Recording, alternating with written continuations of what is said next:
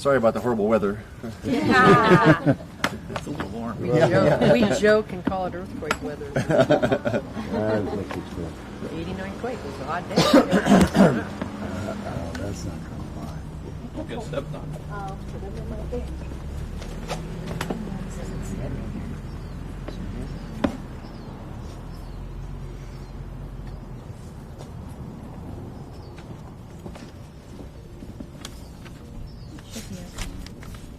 Okay.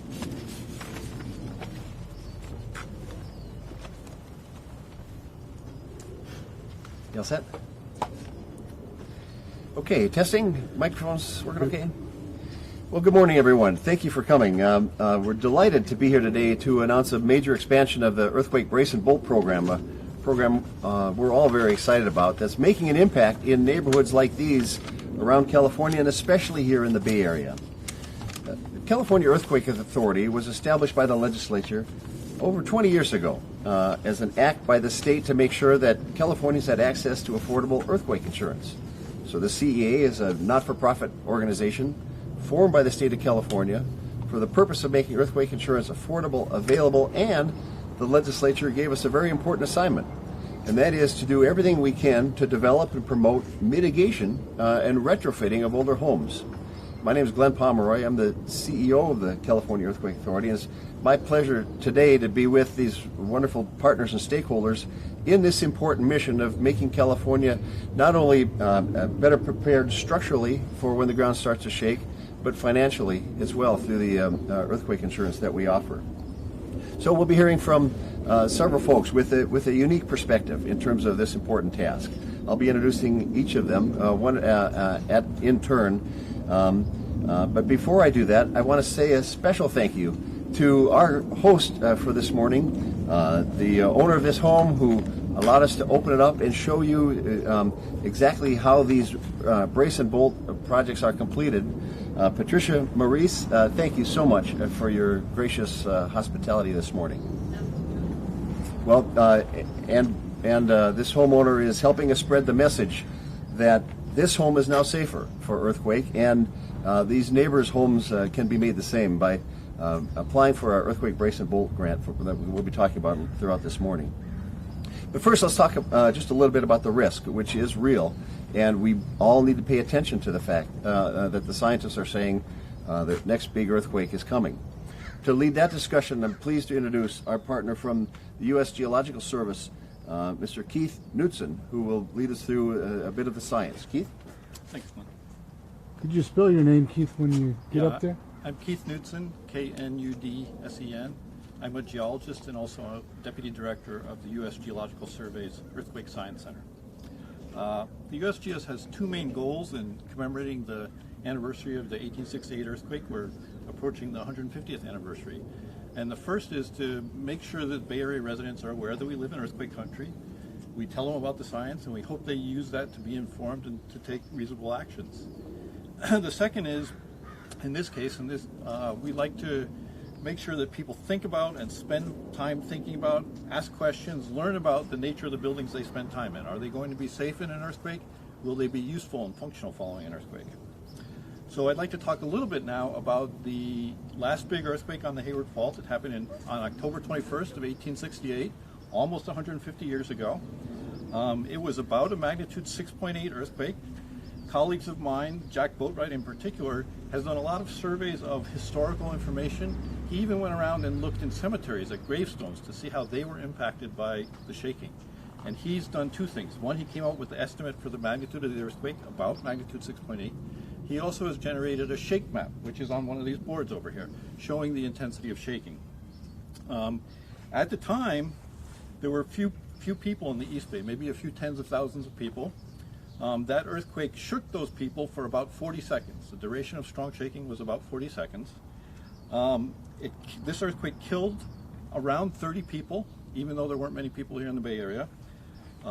Common kinds of problems with buildings were the brick buildings had problems, chimneys had problems, parapets had problems, and this damage was experienced from here, sort of in the middle of the intense shaking, all the way up to Napa, even over into Nevada.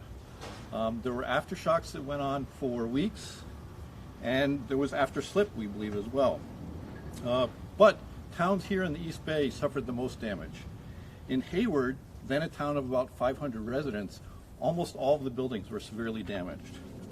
In San Leandro to the south, about 400 buildings, the Alameda County Courthouse, the second floor of it collapsed, and most of the other buildings there were damaged. At Mission San Jose, a building that was built in 1809, the mission itself and the surrounding structures all experienced damage. Oakland was a little bigger at the time, about 12,000 people, and mainly wood frame buildings, and it did not experience nearly as much damage as here in the most intense part of the shaking. Moving on to general studies of the Hayward Fault, one of my colleagues most of his career studying the Hayward Fault, and he's done that by excavating trenches across the fault to try to figure out when the timing of prehistoric earthquakes. And over a 1900-year period, there were about 12 earthquakes. And if you look at just the last 6 of those, they occurred with a between earthquake time ranging from a little shy of 100 years to almost 200 years, with the average being about 150 years. An interesting number since we're commemorating the 150th anniversary of the last big earthquake. Now, there's really nothing average about earthquakes. The variability is huge, but there is an interesting coincidence, I guess, that we're here celebrating or commemorating that last big earthquake.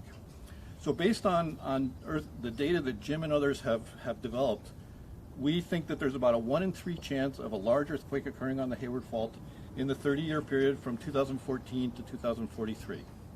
And if we look at all the faults in the Bay Area, sum the probabilities from each of those, there's about a 72% chance of a big earthquake, magnitude 6.7 or bigger. That's the size of the Northridge earthquake. So we live in earthquake country. We should all be prepared and take actions like think about the buildings you spend time in. Are they safe? Should you do something about your buildings? I think with that, I'll hand it off to the next speaker. Thank you, Keith. So when you think of that, a 72% chance of a Northridge-style earthquake happening sometime in the next 30 years where we stand, there will be homes that were built decades ago that will fall off the foundation unless they get properly retrofitted. We have a housing crisis in California. That crisis is only get worse if we wipe out some of this older building stock, which is why Senator Skinner is such a leader in this effort behind helping us get more homes in the areas in the district that she represents retrofitted. We're making a lot of progress, but we have a long ways to go, and it's my pleasure to introduce you the Senator from District 9, Senator Skinner. Good morning. I'm Nancy Skinner, State Senator right here for Oakland and the East Bay, and many of the cities right on the Hayward Fault. As a native Californian, believe it or not, my very first memory is an earthquake. It was the late 50s San Mateo quake. I remember sitting on the floor, somebody was tying my shoes, and I watched a lamp fall off a table. And, you know, I was a toddler, but I have this memory of how did this lamp just fall off the table. I then lived through the Sylmar quake. I was in high school in SoCal for that one when that freeway fell. And then, of course, I lived in Berkeley in the 89 quake. And the 89 quake, which we know was one of the most severe, at least in Northern California, anyway, it was not on the Hayward Fault. So those of us who live in the Hayward Fault, which is right here, we do have to be concerned.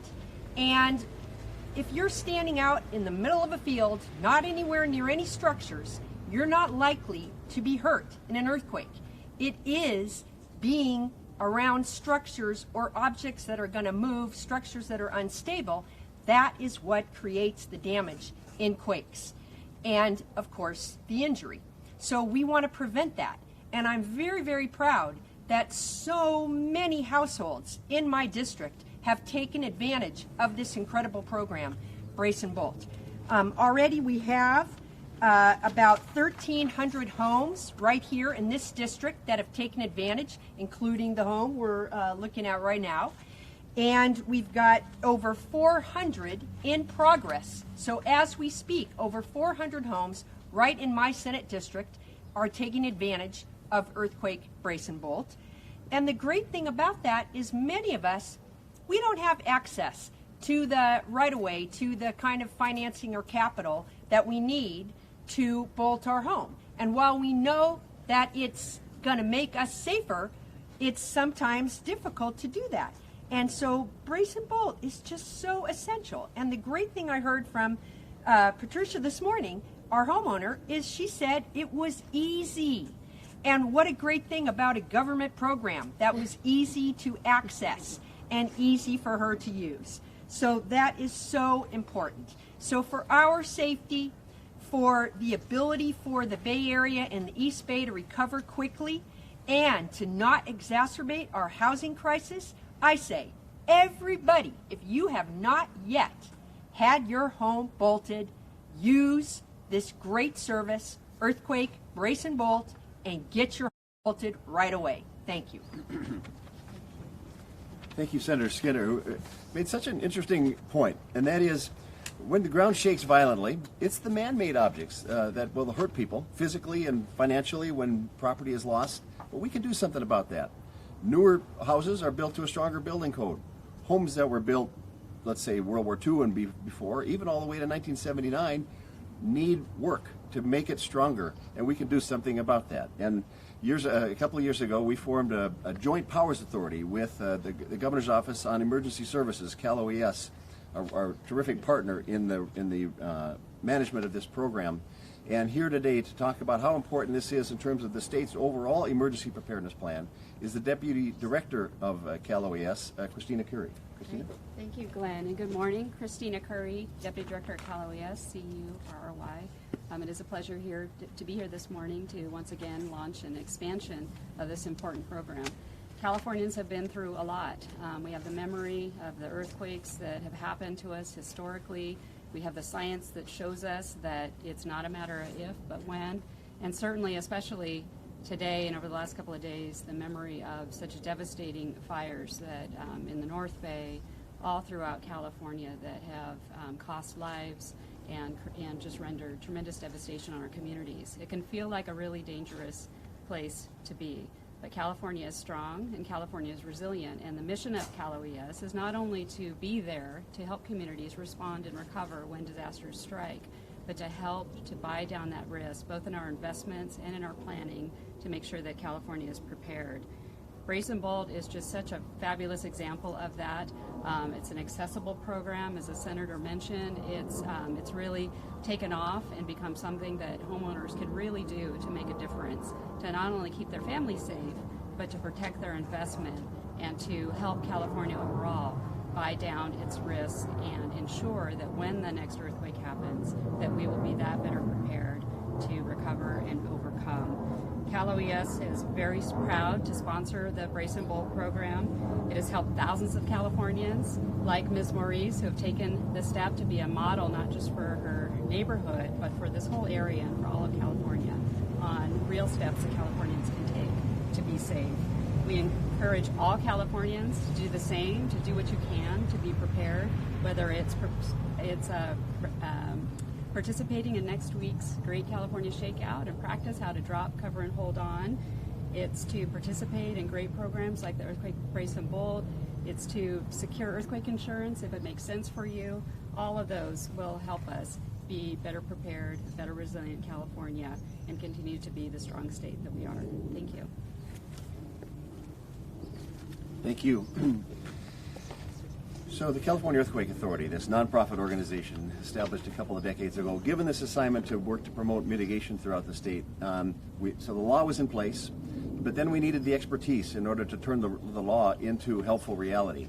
And a few years ago, we created a senior executive level position at the CEA, a position entitled Chief Mitigation Officer. I'm not aware of any other enterprise in the world that has an executive level position entitled Chief Mitigation Officer, but we do, and we have an outstanding one. She's a structural engineer, lives here in the Bay Area, has a passion for making homes safer. My pleasure to introduce to you at this time the Chief Mitigation Officer for the CEA, Janelle Maffei. Well, good morning. I am very excited to be here, and it's Janelle Maffei.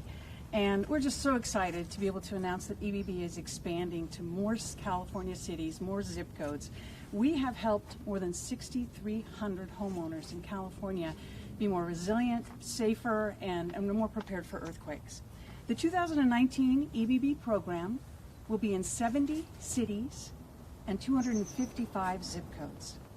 Earthquake Brace and Bolt is a state-supported program that offers up to $3,000 for a homeowner to do a code-compliant seismic retrofit of their house. This program targets a particular kind of vulnerability that's found in many older homes. So it can be found in pre-1980 homes, very, very common in pre-1940 homes. This vulnerability I will describe in minutes with this model. But the idea here is that it's bolting your house to its foundation. It's bolting the wood part of your home to the concrete foundation and then bracing around your crawl space. Many of these older homes have a crawl space or an area, it could be even a basement underneath their house. And because these homes were designed and built before seismic codes were adopted throughout the state, they're vulnerable to earthquake ground shaking. Our registration for EBB opens today and is open through November 13th. Once registration ends, homeowners will be put into a random drawing. We'll pull out names and we'll let those homeowners know after the first of the year that they can proceed with the retrofit. To ensure proper retrofits, the EBB has a contractor directory on the website. These contractors have taken Fema training and are listed. You can search for them by zip code, so you can find a contractor in your area that will help you do this work. 2019, you must hire a contractor from our EBB directory online. EBB zip codes were selected in a very specific way. Without unlimited funding, the idea was to hit the areas that have the largest demand. And so what we did is we ranked zip codes in the state based on the maps that the US Geological Survey and the California Geological Survey have produced. These maps show us the areas that can anticipate the strongest ground shaking and have the more likelihood for strong ground shaking in the near future. We overlaid that with areas that have the highest concentrations of older homes. And of course that puts you directly in the middle of the San Francisco Bay Area. And so we're very happy to be here helping with this very serious vulnerability.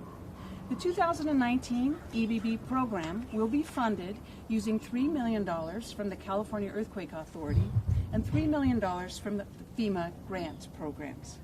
All program information, including videos on how to do a retrofit, can be found at earthquakebracebolt.com.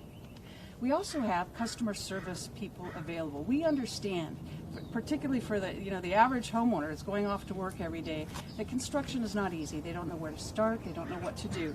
And so we have made sure that our customer service representatives are trained. They are available at 877-232-4300, or you can send an email to info@earthquakebracebolt.com. And now, I'd like to show you our very exciting model. So the idea here is that folks understand gravity very well, but earthquake forces don't happen very often. And so the idea is that I have a pre-retrofitted house for you here, but I'm going to unretrofit it. In the event of an earthquake, what's happening is that the earth is trying to move out from underneath the house. And the house, because of physics, wants to stay where it is. Well, when that movement happens, when you have this vulnerability down below the first floor, that house can actually slide or topple off of the foundation. But we have a simple fix, and this fix is that brace and bolt fix.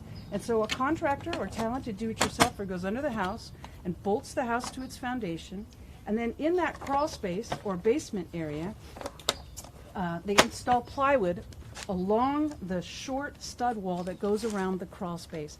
And now you can see this house is significantly stiffer. It's attached to the foundation. What we're doing is we're keeping it much more likely to stay over its foundation, keeping it from sliding or toppling off the foundation in a damaging earthquake. Thank you. So just wrapping up, I would just say we launched this program in 2014 in a pilot in 4 zip codes, 2 north, 2 south. It did a total of 10 homes, and that was 2014. Now, 6,400 homes later, we're making progress, but we have so much more to do. Some funding has come from the California Earthquake Authority. The state legislature appropriated funding a couple sessions in a row. This next batch of 2,000 retrofits will be funded by a grant from FEMA, and we're very grateful for that support. But we have so much more to do, so we're constantly looking for new and bigger sources of funding so that we can continue to grow this program. We are making this state safer for people who live here, one house at a time, and we need to pick up the pace because the need is so enormous. thank the speakers. I want to thank the speakers this morning. Again, thank you to Patricia Maurice for her hospitality. Everyone's available for questions if you have them. And there's a tour available so you can see the retrofit firsthand if you haven't already done so. Can we hear from the homeowner? Yes. Well, let Would you me feel ask Patricia. comfortable Are you comfortable? Talking about what this has meant to you? Thank you. Thank you. Very nice. Hi. As a second-generation Californian, I'm familiar with earthquakes. I lived through the Sylmar quake when I was a kid. It was quite terrifying. And when I moved to the Bay Area about 18 years ago, and I started hearing about the Hayward Fault, going to USGS website, and I became very, very alarmed about the risk. And I participated in several core trainings. Communities of Oakland responds to emergencies. And so I was very concerned about the risk and applied. And I have to say it was really, really easy. I am not very tech savvy. It's a very simple process from the application to receiving the check. Downloading your before photos and after photos, the instructions are very clear. It was a great program. And I feel much better doing what I could to protect myself and my house. Would you have been able to do this without the assistance of? No. Let's see. Yeah. I'm very grateful. Thank you. Thank you. Other questions? Yeah, pretty good, I think. You Yes. Good? You good? So this is obviously a homeowner program or a household program. How important do you think it is to tackle business awareness as opposed to homeowner awareness? Are you kind of doing them in tandem, or is there a separate project for that? So the California Earthquake Authority is the largest insurer of single-family residential homes, dwellings in California. And so our purview is single-family dwelling, and that's why we started with this program for the single family, which is 1 to 4 units. The reality is that the entire Bay Area, including its commercial properties, were constructed, many of them constructed before seismic codes. And so they may be vulnerable as well. And when we talk about community resilience, we want to be looking at both. We want to look at our commercial, we want to look at our housing. We do have some very sophisticated building owners. I always say that the high-tech industry, has some of the most sophisticated construction, frankly, in the world. And yet those tech workers get in their cars at night and go home to homes that were constructed before World War II. And so it's important that we look at our vulnerable buildings, whether they are homes or commercial, and we simply work to make our community more resilient for earthquakes. Okay. Thank you all very much. Thank you. Thank you. Thank you. If you'd like to see the work in the basement, and Of course. Neil could explain. You don't even have to crawl. You don't even have to crawl down there. All right. Yeah. Shots and steps. Haven't been making for Set it in the middle. All right.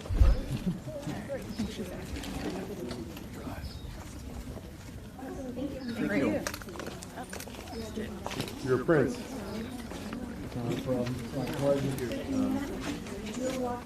you, sir. No worries, no worries.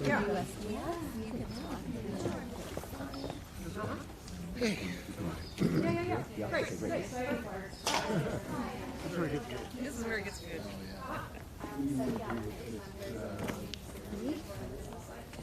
Oops, sorry.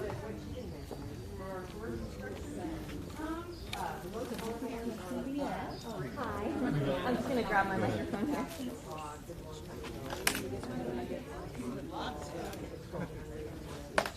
Do you have another card you want me to put it on?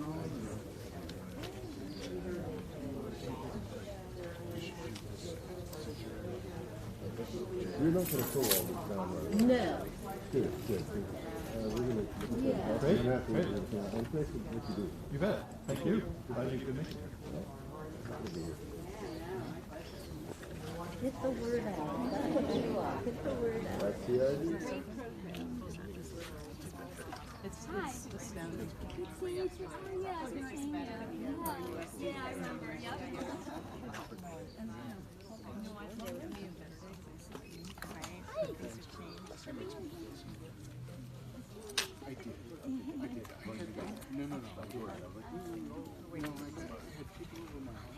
All right, you guys ready?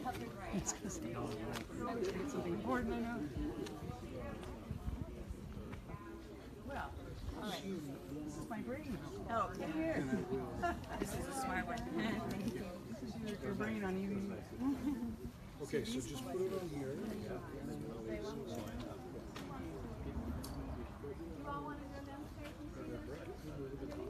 Oh, okay. Then you could make that call. You're in charge.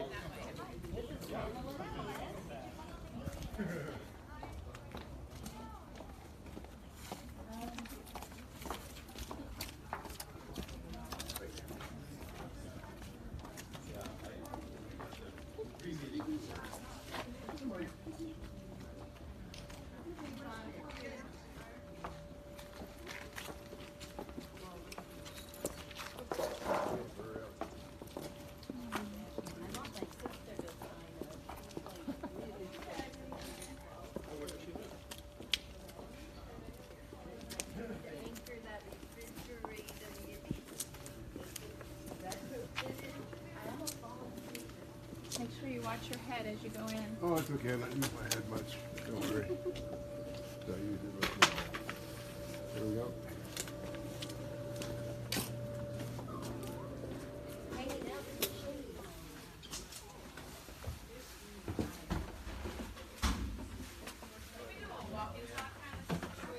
So is this going to be on TV tonight? Absolutely. All right. Cool. Thanks for letting us invade. Happy to do it. Oh, no, yeah. So this is a shear wall and all that other stuff that they put up? Yeah. You can see in there and then all in there Right. as well. Thank you. Neil's probably narrating us through where we're at, where we are, and what's going on. Right, so we are now underneath the house, so the first floor is right here above my head. This is the concrete foundation. This house happens to have an area that you can stand up in. Sometimes it's just a crawl space.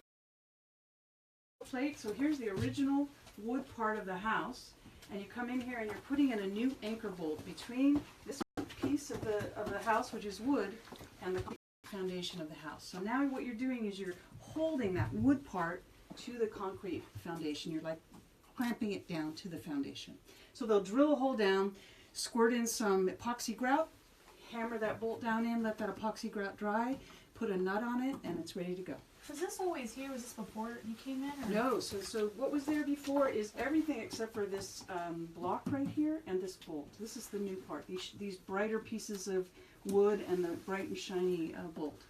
So that's the bolting down. That's the bolting. Is this the bracing part? No, so the bracing is, we're going to go in the other room and show you the bracing. The bracing is done with plywood, very inexpensive, nailed to this wood. So essentially what you're doing is you're keeping this part of the house directly. Was the homeowner living?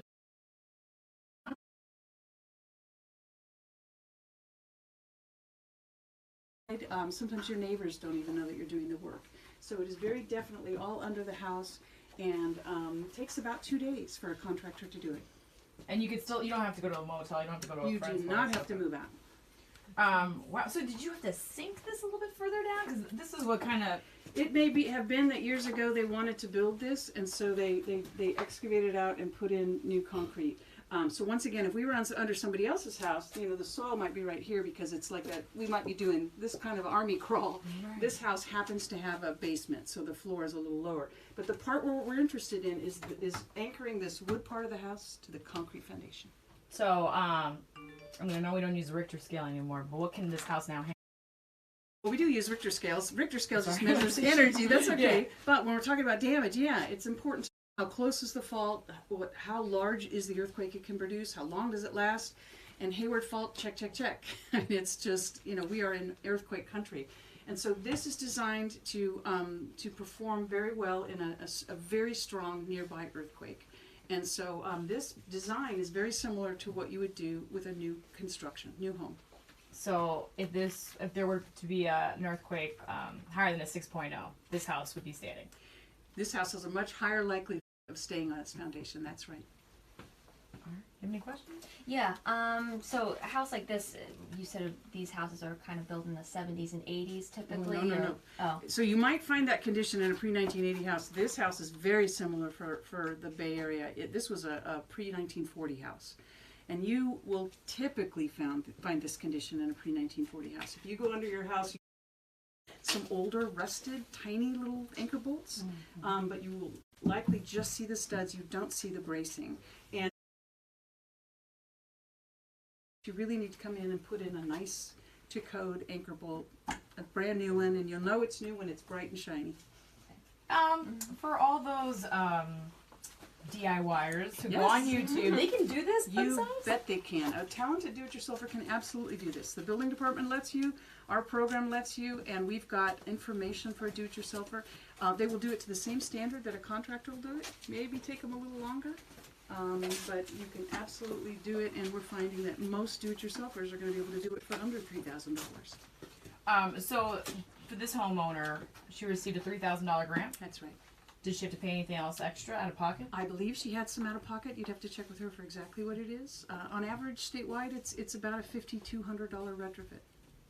So that means that people would have, if they were to gain the grant, accept the grant, receive the grant rather, that means they would have to pay. Right, they'd have an amount out of pocket. Gotcha. I mean, $3,000 savings. That's why, you know, to homeowners watching who might have a house older than built before 1980. Right. Why is it such a good deal? So it's best retrofit that you could do for you know, just over $5,000, $6,000. You are avoiding damage that can be in the hundreds of thousands of dollars. If this house comes off of its foundation, we found after the 2014 Napa earthquake, houses were unoccupied for on average 2 years when this happened. You have to shore that house, you have to rebuild the foundation underneath it, all the while your family is out of that home, you're out of the community, and by the way, the bank doesn't forgive your mortgage, so you're still paying that mortgage. Is this better than an earthquake insurance policy? No, this is a tandem with an earthquake insurance policy. The idea here is we know this is a vulnerability, but the house will still have damage, but the kind of damage we're trying to mitigate here is very serious, come off the foundation. Earthquake insurance is something that is for all damage, so not just, you know, catastrophic structural damage. So we like to think of earthquake insurance as mitigation as well. The idea is you're retrofitting known vulnerabilities, and then you're insuring for the unknown. You want to show us that plywood part? Yes. All right. Maybe I need to start watching HGTV. Keith, you want This to is so much point fun. to it, stand there, just so I can get. Sure.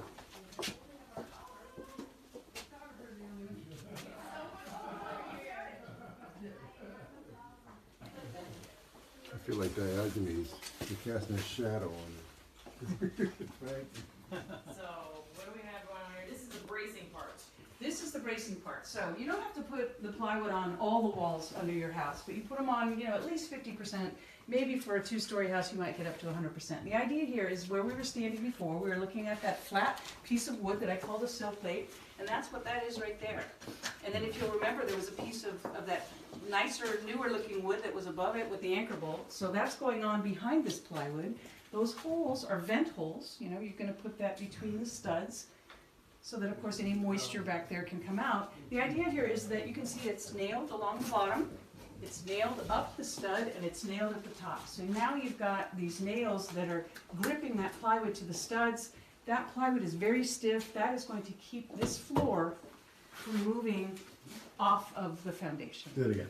That's going to keep this floor. This floor from moving off of the concrete foundation. From collapsing. Sliding or toppling, that's right. Yeah. And this is all part of the retrofit. This is- You can't have one without the other, or otherwise you're like, yeah. You know, there is the rare house that just needs the bolting because the floor actually sits directly on the concrete. In that case, we wouldn't be standing down here. We would literally be on our bellies. We'd be crawling. And there are houses like that that just need the bolting. But when you do have those studs between the floor and the foundation, you do need plywood. You want to do the complete code retrofit. That's going to give you the most protection. So if you don't have a basement, you don't need the bracing part. You might have a short little crawl space. You know, it can be anything from the floor sitting directly on the concrete foundation to it being 7 feet tall. It just matters what the height is of your crawl space. So if you have studs around your crawl space, you need plywood bracing. And this can be covered, like if she wants to put stuff here Oh, and absolutely, decorate it. absolutely. Okay. Yep. And when was this house built? Do you know? Maybe we can ask the homeowner. We'll ask Our homeowner, I know I asked her and I forgot. So, one last question Yes. of clarification, and that is that this program isn't based on income, is it?